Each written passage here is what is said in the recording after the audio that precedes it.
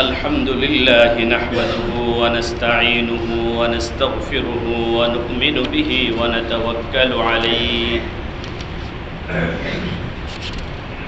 ونعوذ بالله من شرور أنفسنا ومن سيئات أعمالنا من يهده الله فلا مضل له ومن يضلله فلا هادي له وأشهد أن لا إله إلا الله وحده لا شريك له وأشهد أن سيدنا ونبينا وشفيعنا وحبيب ربنا ومولانا وأولانا محمدا عبده ورسوله أرسله إلى كافة الناس بشيرا ونذيرا وداعيا إلى الله بإذنه وسراجا منيرا أما بعد فأعوذ بالله من الشيطان الرجيم بسم الله الرحمن الرحيم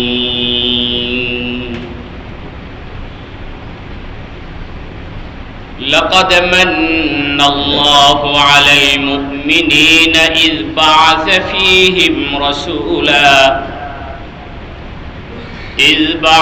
فيهم رسولا من أنفسهم يتلو عليهم آياته ويزكيهم ويعلمهم الكتاب والحكمة وإن كانوا من قبل لفي ضلال مبين وقال تعالى ربنا وابعث فيهم رسولا من أنفسهم يتلو عليهم آياتك ويعلمهم الكتاب والحكمة وقال تعالى إن أول بيت وضع للناس للذي ببكة مباركا وهدى للعالمين وقال تعالى إن الصفا والمروة من شعائر الله وقال النبي صلى الله عليه وسلم إن الله اختارني واختار لي أصحابي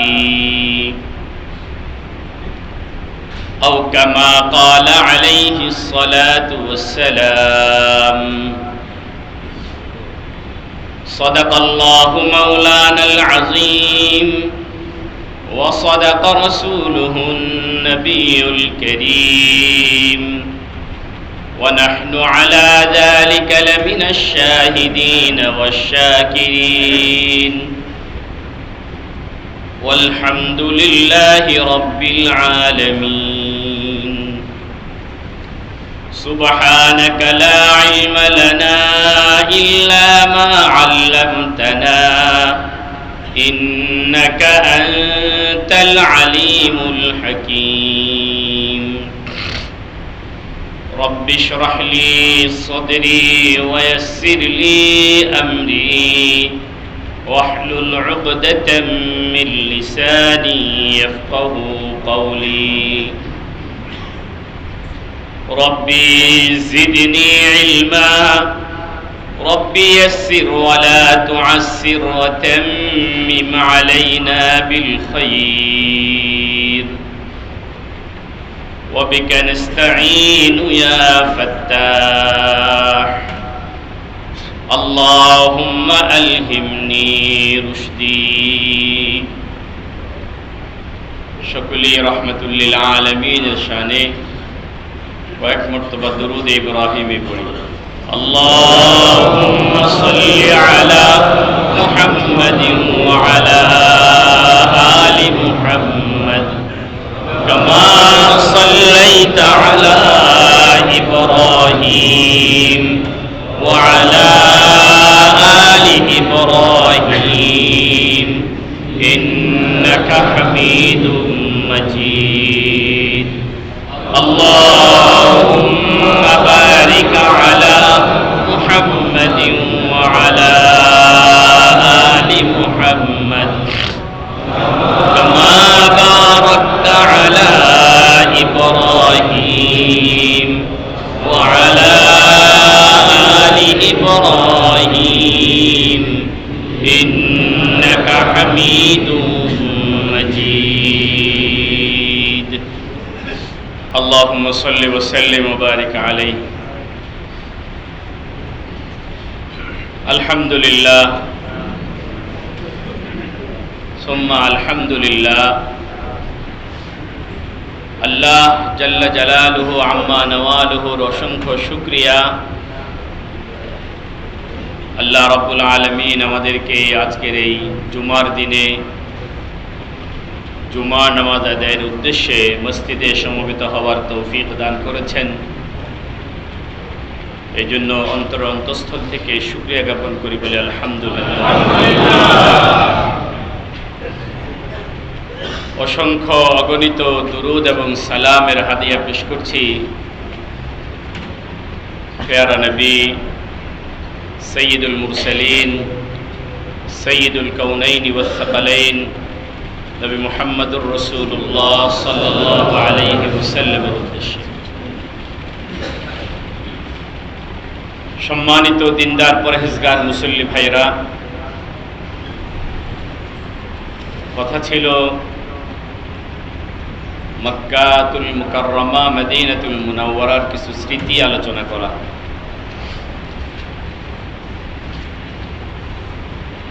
মক্কাতুল মুকাররমা মদিনাতুল মুনাওয়ারার স্মৃতি আলোচনা করার জন্য, আলোচনা শোনার জন্য অন্তরে আল্লাহ এবং আল্লাহর রসুলের ভালোবাসা থাকা লাগে। কারো অন্তরে যদি কারো ভালোবাসা থাকে, যাকে ভালোবাসে ওই ব্যক্তির সব কিছুই ভালো লাগে, ভিন্ন রকম চোখে দেখে, ভালো লাগার নজরে দেখে। মক্কাতুল মুকাররমা মদিনাতুল মুনাওয়ারায় থেকে স্বাদ আস্বাদন করার জন্য অন্তরে নবী আলাইহিস সালাতু ওয়াস সালামের প্রেম ভালোবাসা থাকা লাগে। পুরা মক্কাতুল মুকাররমার যত বড় আয়োজন, আমি একটু ভিন্ন আঙ্গিকে কিছু কথা বলি। বাইতুল্লাহ, সাফা মারওয়া, এই কেন্দ্রিক যতগুলো আয়োজন আছে, জমজম, সব আয়োজনের মধ্যে প্রাণপুরুষ যিনি, তিনি হলেন মুহাম্মদুর রাসূলুল্লাহ সাল্লাল্লাহু আলাইহি ওয়াসাল্লাম। আল্লাহ নবীজি সাল্লাল্লাহু আলাইহি ওয়াসাল্লামকে ইমামুল আম্বিয়া বানাইলেন, বিশ্ব জগতের ইমাম।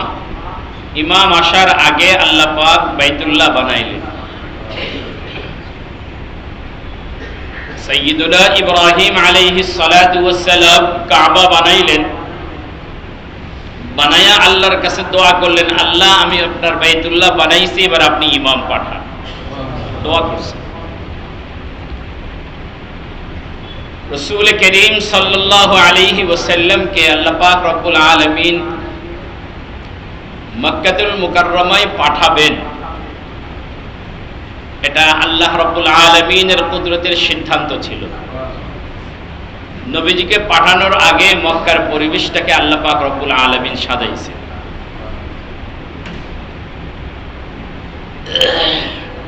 সাইয়্যিদুনা ইব্রাহিম আলাইহিস সালাতু ওয়াস সালাম আল্লাহ রাব্বুল আলামিনের কাছে দুইটা দোয়া করেছেন। দুইজনকে চেয়েছেন, দুই ব্যক্তিকে চেয়েছেন, দুইজনকে চেয়ে আল্লাহর কাছ থেকে নিয়েছেন। একটা দোয়া উনি করছেন, রব্বি হাবলি মিনাস সালিহিন, ও আল্লাহ আমাকে ইসমাইল দেন, ও আল্লাহ আমাকে একজন সৎ সন্তান দেন, নেক সন্তান দেন। ইব্রাহিম আলাইহিস সালামের এই দোয়া আল্লাহ কবুল করলেন। আল্লাহ বলেন, ফাবাশশারনাহু বিগুলামিন হালিম, আমি তাকে একটি সহনশীল যুবকের সুসংবাদ দিয়েছি। এই এক দোয়া করে আল্লাহ রাব্বুল আলামিনের কাছ থেকে ইব্রাহিম আলাইহিস সালাম তাকে নিলেন, ইসমাইল আলাইহিস সালামকে নিলেন। আরেক দোয়া ইব্রাহিম আলাইহিস সালাতু ওয়াস সালাম করেছেন কাবা বানানোর উপরে, কাবার দরওয়াজা ধরে আল্লাহর কাছে বললেন, রব্বানা তাকাব্বাল মিন্না ইন্নাকা আনতাস সামিউল আলিম, ও আল্লাহ আমি তো কাবা বানাইছি, ইসমাইল কাবা বানাইছে, আপনি কবুল করে নেন। এরপরে বললেন, রব্বানা ওয়াজআলনা মুসলিমাইনি লাকা ওয়া মিন যুররিয়াতিনা উম্মাতাম মুসলিমাতান লাক ওয়া আরিনা মানাসিকানা ওয়া তুব আলাইনা ইন্নাকা আনতাত তাওয়াবুর রহিম। বলে আল্লাহ আমাদের দুইজনকে আপনি মুসলমান বানান, আপনার অনুগত বানায়া দেন। ওয়া মিন যুররিয়াতিনা উম্মাতান মুসলিমাতান লাক, এবং আমার বংশধরদের মধ্যেও একটা জাতিকে আপনি মুসলমান বানান। ওয়া আরিনা মানাসিকানা, এবং আমাদেরকে আমাদের হজের নিয়ম কানুনগুলো দেখায়া দেন। ওয়া তুব আলাইনা, আমাদের তওবা কবুল করেন।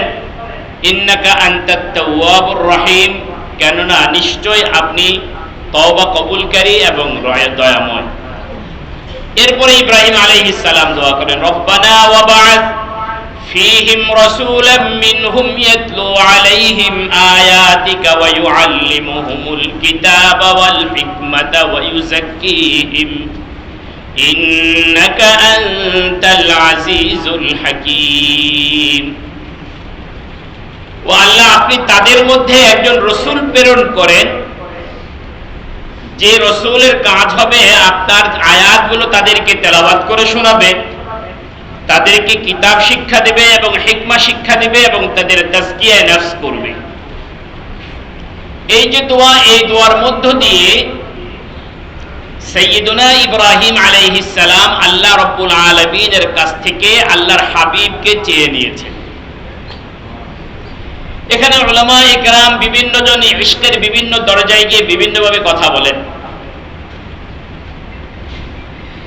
ইব্রাহিম আলাইহিস সালাম মূলত এখানে আল্লাহ রাব্বুল আলামিনের কাছ থেকে আল্লাহর খাজানায় একটা মাত্র সম্পদ ছিল, একজনই ছিলেন, সে একজনকে চাইছে। অন্যভাবে এক আলেম বলেন যে ইব্রাহিম আলাইহিস সালাম আল্লাহর কাছে আল্লাহর মাহবুবকে চাইছেন।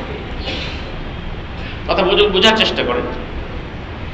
ইব্রাহিম আলাইহিস সালাম আল্লাহর কাছে আল্লাহর মাহবুবকে, আল্লাহর প্রিয় পাত্রকে চাইছেন। এখন একজন মানুষের কাছে একজন মানুষ যখন কোনো কিছু চায় তো সব কিছু দেয়, মাহবুবকে কেউ কি করে না, দিতে রাজি হয় না। ইব্রাহিম আলাইহিস সালাম আল্লাহর কাছে আল্লাহর মাহবুবকে চাইলেন, আল্লাহ কিভাবে দিবেন? আল্লাহ বলেন, আল্লাহ ও ইব্রাহিম তুমি যে আমার কাছে আমার মাহবুবকে চাও, মাহবুবকে কেউ কেউ দেয় নাকি? তো ইব্রাহিম আলাইহিস সালাম নাকি জবাব দিয়েছেন, আল্লাহ আমি আপনার খলিল, ভালোবাসার দাবিতে আমার কাছে যত জিনিস প্রিয় ছিল আপনি সব চাইছেন, সব আমি আপনাকে দিয়ে দিয়েছি। তো আবার সন্তান আপনাকে আমার কাছে প্রিয় ছিল, আপনি বলছেন মক্কায় রেখে আসো, আমি রেখে আসছি। আমার সন্তান আমার কাছে প্রিয় ছিল, আপনি বলছেন গলায় ছুরি চালাও, আমি ছুরি চালাইছি। আমার সম্পদ আমার কাছে প্রিয় ছিল, আপনি বলছেন মেহমানকে খাওয়াও, মেহমানকে খাওয়াইছি। সর্বশেষ আমার জানটা আমার কাছে প্রিয় ছিল, আপনি বলছেন আপনার জন্য দিতে, আমি নমরুদের আগুনে দিয়ে দিছি। আমার প্রিয় জিনিসগুলো তো আপনার সুপুর্দ তো আমি করে নিয়েছি, তাহলে আপনার প্রিয় জিনিসটা আমাকে এবার দিয়ে দিন। আল্লাহ রাব্বুল আলামিন ইব্রাহিম আলাইহিস সালামের দোয়ার বদৌলতে নবী মুহাম্মদুর রাসূলুল্লাহ সাল্লাল্লাহু আলাইহি ওয়াসাল্লামকে দিলেন ইব্রাহিম আলাইহিস সালামের বংশের মধ্যে। ইসমাঈল আলাইহিস সালামকেও চেয়ে নিলেন, মুহাম্মদুর রাসূলুল্লাহ সাল্লাল্লাহু আলাইহি ওয়াসাল্লামকেও চেয়ে নিলেন।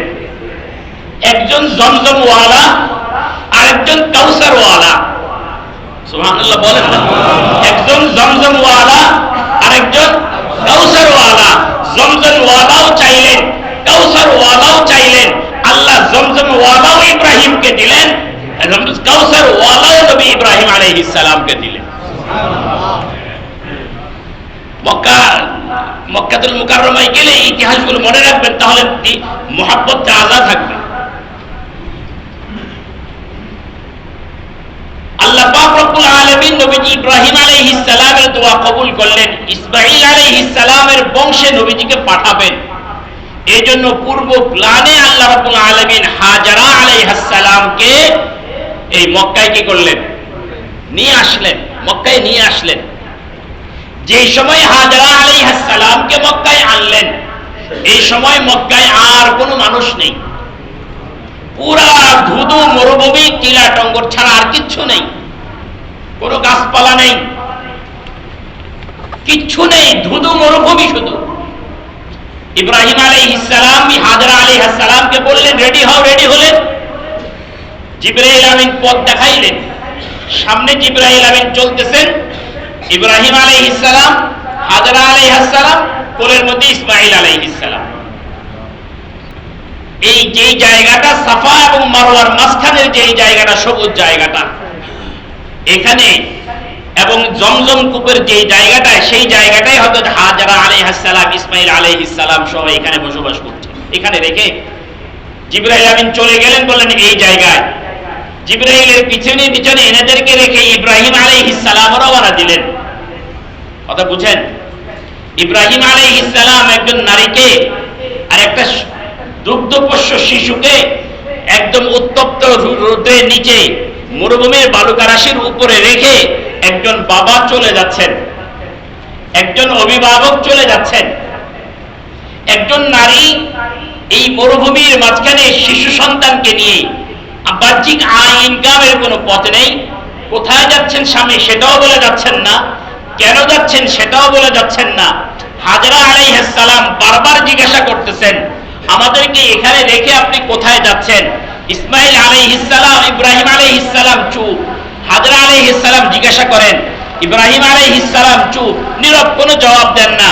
এক পর্যায়ে হাজরা আলাইহিস সালাম জিজ্ঞাসা করলেন, আপনি যে আমাদেরকে এখানে রেখে যাচ্ছেন আল্লাহ পাকের হুকুমে? ইব্রাহিম আলাইহিস সালাম মাথা নাড়লেন, হ্যাঁ আল্লাহর হুকুমে। এতটুকু বলার পরে হাজরা আলাইহিস সালাম বললেন, তাহলে আমাদের আর কোনো ভয় নাই, আর কোনো ডর নাই, আর কোনো শঙ্কার কোনো কারণ নাই। আল্লাহ যদি এখানে রেখে যেতে বলেন, তবে আল্লাহ আমাদেরকে ধ্বংস করবেন না। কতটা আস্থা, কতটা আস্থা! হ্যাঁ, মক্কা মুকাররমায় যদি যান, যদি আল্লাহ পাক যদি তৌফিক দেয়, সাফা পাহাড়ের পাদদেশে যদি দাঁড়ান, মারওয়ার দিকে তাকায়া একবার হাজরা আলাইহিস সালামের ওই পুরা অঞ্চলটাতে দাঁড়ায়া নিজেকে একবার মরুভূমির মাঝখানে কল্পনা করেন যে এই জায়গায় একটা সময় একজন নারী শুধুমাত্র দুগ্ধপোষ্য একটা শিশুকে নিয়ে আল্লাহ রাব্বুল আলামিনের উপরে আস্থার উপরে বিশ্বাস রেখে, আল্লাহর উপরে আস্থা রেখে জীবনকে অতিবাহিত করার জন্য সিদ্ধান্ত নিয়েছিলেন। যেই জায়গাটাতে আমি এখন সেই জায়গাটাতে দাঁড়ানো আছি, আমি এখন সেই জায়গাটাতে দাঁড়ানো আছি। দেখেন ঈমান তাজা হয় কিনা। ইব্রাহিম আলাইহিস সালাম কত দূর আসলেন, বাবার মন, অভিভাবকের দায়িত্ব, সব কিছু ওনাকে ভাবিয়ে তুললো। একদিকে আল্লাহ পাক রব্বুল আলামিনের নির্দেশ, আর একদিকে মানব সুলভ বাবার মহাব্বত, কি করবেন ইব্রাহিম আলাইহিস সালাম? শেষ পর্যন্ত আল্লাহর কাছে হাত তুললেন, বললেন রব্বানা ইন্নী আসকানতু মিন যুররিয়্যাতি বিওয়াদিন গায়রি যী যারইন ইনদা বাইতিকাল মুহাররাম ربنا ليقيموا الصلاة فاجعل أفئدة من الناس تهوي إليهم وارزقهم من الثمرات لعلهم يشكرون ربنا إنك تعلم ما نخفي وما نعلن وما يخفى على الله من شيء في الأرض ওয়ালা ফিস সামা। ইব্রাহিম আলাইহিস সালাম আল্লাহ রাব্বুল আলামিনের কাছে হাত তুলছেন। প্রায় 3 কিলোমিটার আসার পরে কোথায় নামক একটা জায়গা আছে, ওই জায়গায় আসার পরে হাত তুলছেন। চলে বলতেছেন, আল্লাহ আমি তো আমার পরিবারকে এমন একটা জায়গায় রেখে যাচ্ছি, বাইরিদি দারইন, কোন তরুলতাহীন জায়গা, ইনদা বাইতিকাল মুহাররাম, আপনার পবিত্র ঘরের কাছে। কেন রেখে যাচ্ছি? রব্বানা লিইকিমুস সালাহ, যাতে তারা নামাজ কায়েম করতে পারে। ফাজআল আফইদাতাম মিনান নাস, আপনি মানুষের দিলগুলোকে এদিকে ঘুরায়া দেন, মানুষের দিলগুলোকে এদিকে ঘুরায়া দেন। তাহওয়ি ইলাইহিম, তাহওয়ি ইলাই ওয়ারযুকহুম মিনাস সামারাত, তাদেরকে আপনি ফল ফলাদি দ্বারা রিজিক দান করেন। আল্লাহ রাব্বুল আলামিন ইব্রাহিম আলাইহিস সালামের এই দোয়াটা এমন ভাবে কবুল করছেন, মক্কার পৃথিবীর সারা পৃথিবী থেকে মানুষ মক্কায় এখন যায়, এবং সারা পৃথিবীর যেই জায়গায় যে ফলে জন্ম নেক না কেন সেটা মক্কাতুল মুকাররমায় পাওয়া যায়। এবং ইব্রাহিম আলাইহিস সালামের দোয়ার বদৌলতে মক্কাতুল মুকাররমায় যত ফলই পাওয়া যাবে সবগুলো ফল সুস্বাদু হবে। পৃথিবীর বাইরে সেটা সুস্বাদু হোক আর না হোক, মক্কার বাইরে সেটা সুস্বাদু হোক আর না হোক, মক্কায় সেটা সুস্বাদু লাগবে ইব্রাহিম আলাইহিস সালামের দোয়ার বরকতে। আমার কথা হলো, যখন আপনি যাবেন মক্কাতুল মুকাররমায় দাঁড়াবেন, বাইতুল্লাহ যখন তাওয়াফ করবেন, একটা দেখবেন একটা জায়গায় মাকাম ইব্রাহিম আছে। এখানে দাঁড়ানোর পরে আপনি একটাবার স্মরণ করে দেখেন, এই জায়গাটা, এই পাথরটার উপরে দাঁড়িয়ে সাইয়্যিদুনা ইব্রাহিম আলাইহিস সালাম এই কাবাটা নির্মাণ করছে। সে দৃশ্যটা কেমন ছিল? সে দৃশ্যটা কেমন ছিল? ইসমাঈল আলাইহিস সালাতু ওয়াস সালাম 5টা পাহাড় থেকে পাথর সংগ্রহ করে করে এনে দিচ্ছেন, আর ইব্রাহিম আলাইহিস সালাম দেওয়াল নির্মাণ করতেছেন। পাথরটা ওনাকে নিয়ে যখন উপরে ওঠার প্রয়োজন পড়তেছে, লিফটের মতো উপরে উঠতেছে, আবার যখন প্রয়োজন পড়তেছে আবার নিচের দিকে নেমে যাচ্ছে। ইব্রাহিম আলাইহিস সালামকে লিফটের কাজ দিচ্ছে, মাচা বাঁধতে হচ্ছে না, বিনা মাচায় পুরো দেওয়ালটা নির্মাণ করতেছেন। বলেন না সুবহানাল্লাহ। একটা জিনিস এখান থেকে স্মরণ করেন না, পৃথিবীর শ্রেষ্ঠ ঘর বাইতুল্লাহ বানাইতেছেন আল্লাহ পাক রব্বুল আলামিন তার প্রিয় একজন নবী খলিল দ্বারা। খলিলের ইনস্ট্রাকশনে নয়, খলিলের স্বয়ং শ্রমে, নাকি খলিলের তত্ত্বাবধানে নয়, বরং দুইজন শ্রেষ্ঠ নবী, একজন খলিলুল্লাহ, একজন জবিহুল্লাহ, দুইজন নবীকে দিয়ে আল্লাহ পাক রব্বুল আলামিন তার ঘরের ওয়ালের কনস্ট্রাকশনের কাজ করাইতেছেন। কিন্তু আফসোসের বিষয় হলো, আমরা এখন এতটা ভদ্র হয়ে গেছি, আল্লাহর ঘর মসজিদের কাজ আমরা আমাদের হাত দ্বারা হয় না। কি বলেন, ঠিক না? আমাদের হাত দ্বারা আর হয়। আমি অনেক ভাইকে দেখেছি এরকম, মসজিদে আসছেন, উনার সামনে মসজিদে একটা ময়লা দেখছেন, উনি সরাবেন, এটা উনার গায়রতে বাজছে, উনি মসজিদের মুয়াজ্জিন অথবা খাদেমকে ডাকছেন, বড় থেকে বড় এদেরকে না পাইলে ইমাম সাহেবকে ডেকে দেখাইছেন, এই যে দেখেন ময়লা। কিন্তু আমার ওই মুসল্লি ভাইরা এই তৌফিক হয় নাই যে আল্লাহর ঘর মসজিদ ঝাড়ু দেওয়ার অধিকার তো, হক তো, দায়িত্ব তো আমারও আছে। আল্লাহ আল্লাহর ঘরটাকে তার খলিল দ্বারা বানাইয়া আমাদেরকে কথা বুঝাইয়া দিলেন যে আমার ঘর পৃথিবীর অন্য ঘর থেকে ব্যতিক্রম, এই ঘরের কাজ করতে পারাটা সৌভাগ্য। মসজিদে নববীতে নবীজি কাজে শ্রমিক নিয়োগ করছেন না নিজে কাজ করেছেন? সাহাবায়ে কেরাম শ্রমিক নিয়োগ করেছেন না নিজে কাজ করেছেন?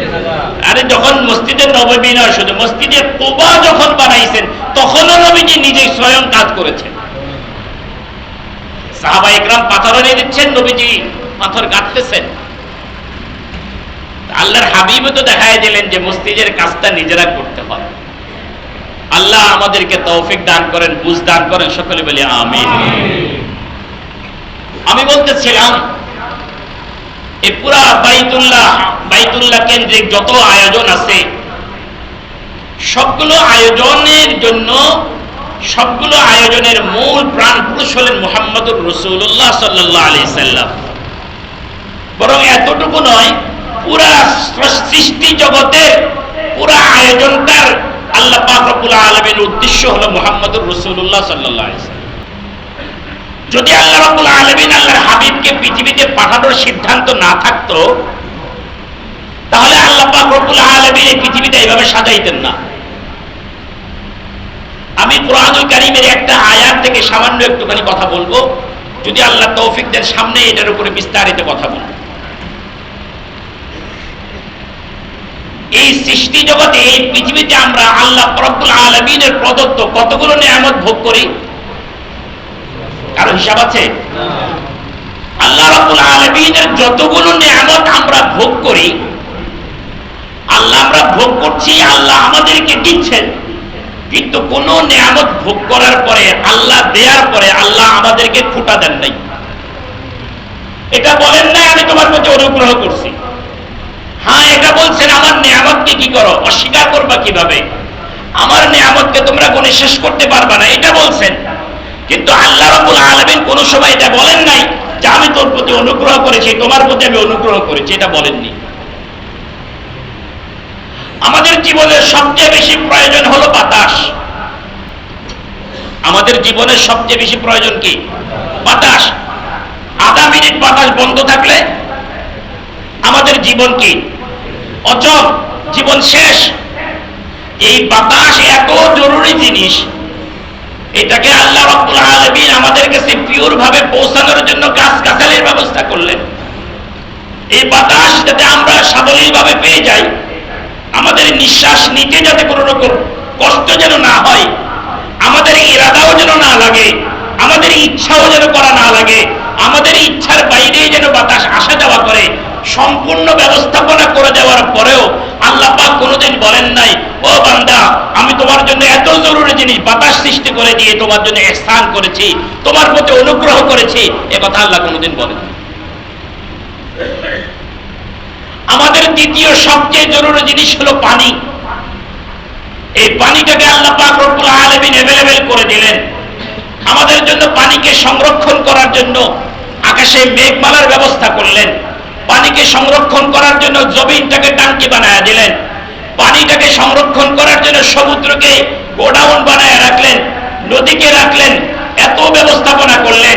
পানির একটা জলচক্র তৈরি করে রাখলেন যাতে আমরা अवेलेबल পানি পেয়ে যাই। এই পানি দেওয়ার পরেও আল্লাহ পাক রব্বুল আলামিন এটা বলেন নাই তোমাদের জীবনের অপরিহার্য অনুষঙ্গ পানি তোমাদের জন্য সৃষ্টি করে দিয়ে আমি তোমাদের প্রতি অনুগ্রহ করেছি, এটা বলেন নাই।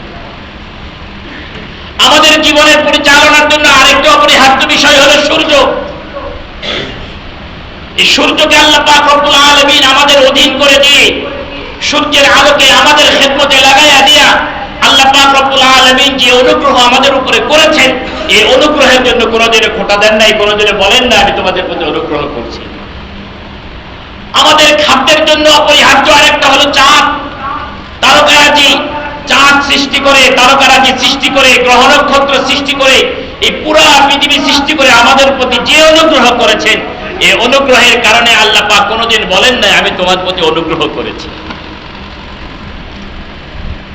কোন আয়াত আপনারা দেখাতে পারবেন না, আমি পাইনি খুঁজে।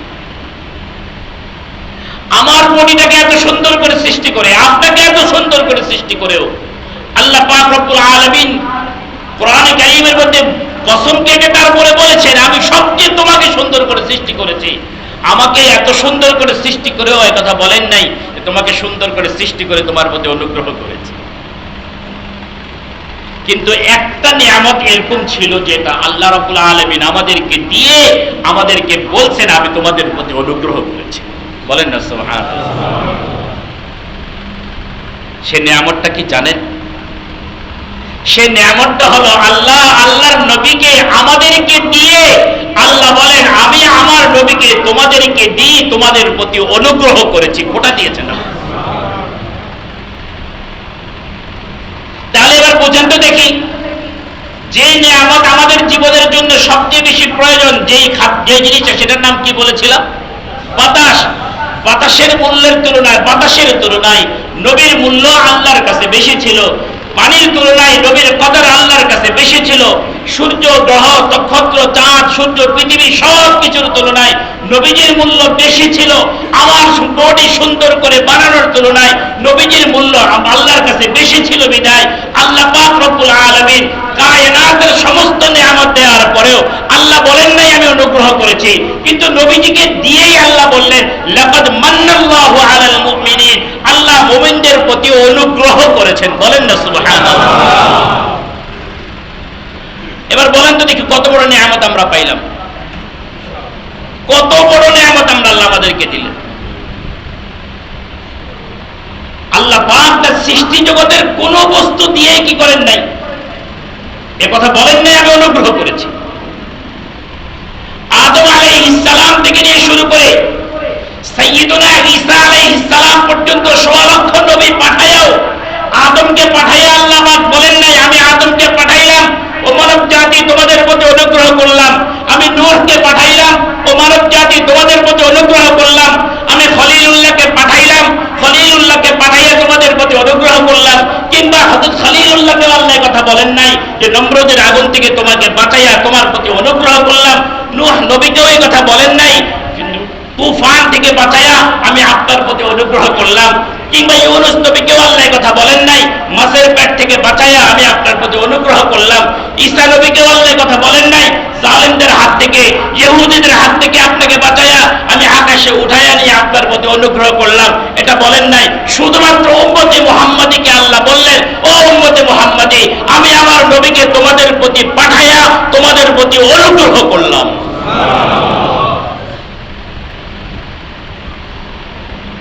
বুঝেন আমরা কত বড় নবী পাইলাম, একটু খালি বোঝার চেষ্টা করে।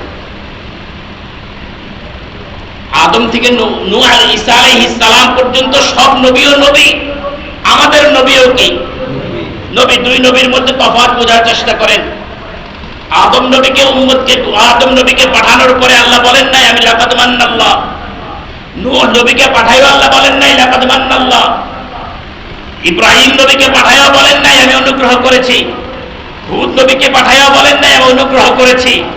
কিন্তু মুহাম্মদুর রাসূলুল্লাহকে পাঠাইয়া আল্লাহ পাক রব্বুল আলামিন বলছেন আমি অনুগ্রহ করেছি। কারণ মুহাম্মদুর রাসূলুল্লাহ সাল্লাল্লাহু আলাইহি ওয়াসাল্লাম আল্লাহ পাকের খাজানার মধ্যে একজনই ছিলেন। বলেন না সুবহানাল্লাহ। দ্বিতীয়জন ছিলেন না। কয়জন? একজন। মুহাম্মদুর রাসূলুল্লাহ আল্লাহর খাজানায় একজন। আল্লাহ পাক রব্বুল আলামিন আমাদেরকে বুঝার তৌফিক দান করুন। বলেন না আমিন। যে রাসূল করিম সাল্লাল্লাহু আলাইহি ওয়াসাল্লামকে পাঠিয়ে আল্লাহ পাক অনুগ্রহ করেছেন বলেছেন, সেই রাসূলের কারণে আল্লাহ পাক রব্বুল আলামিন সেই রাসূলের সাথে যাদের সম্পর্ক হয়েছে তা আল্লাহ পাক রব্বুল আলামিন তাদের দামও আল্লাহ পাক রব্বুল আলামিন বাড়ায়া দিয়েছে।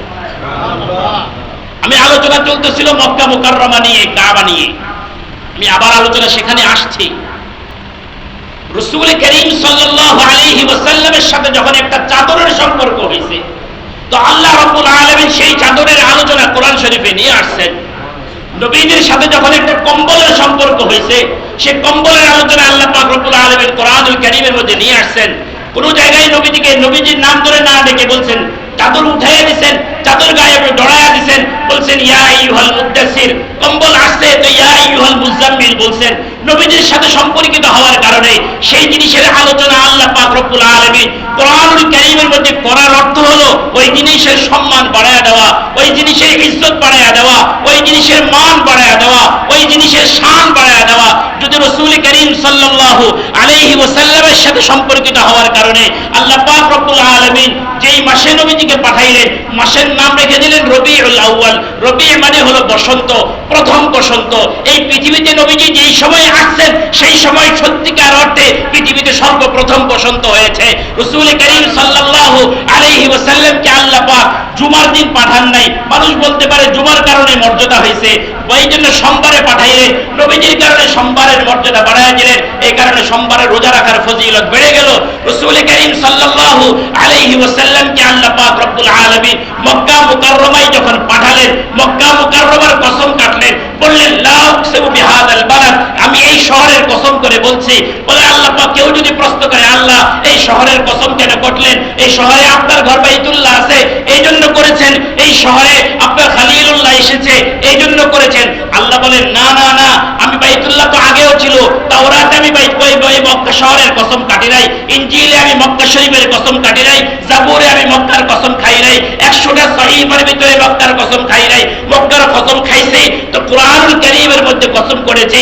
কেন করেছি? ওয়া আনতা হিল্লুম বিহাদাল বালাদ, ও নবী এই শহরে আপনি আসছেন, আপনার পাও পড়ছে, এই কারণে এই শহরের আমি কসম কাটলাম। আমি যারা মক্কায় যাবেন, যারা গিয়েছেন, তাদেরকে তাদের স্মৃতিকে জাগ্রত করার জন্য কথাটা বললাম। আমার কথাটাকে এবার মিলায়া দেই। আপনি যখন বাইতুল্লাহ যাবেন, মক্কার জমিনে পড়া রাখবেন, মনের ভিতরে অনুভূতি দিয়ে এই কথা জাগ্রত করবেন, এমন এক জমিনে আমি পা রাখতে যাচ্ছি যেই জমিনের কসম স্বয়ং আল্লাহ খেয়েছেন, এবং সেই খাওয়ার কারণ হলো মুহাম্মদুর রাসূলুল্লাহ সাল্লাল্লাহু আলাইহি ওয়াসাল্লাম। স্মৃতিচারণ। সর্বশেষ কথা, আজকে এই পর্যন্ত। ইনশাআল্লাহ আগামী জুমায় আমরা এখান থেকে কথা শুরু করব। আল্লাহ পাক রব্বুল আলামিন যে কথাগুলো আমি বললাম, আমাকেও বুঝার তৌফিক দান করেন, আপনাদেরকেও বুঝার তৌফিক দান করেন, আমল করার তৌফিক দান করেন। ওয়া আখিরু দাওয়ানা আলহামদুলিল্লাহি রাব্বিল আলামিন।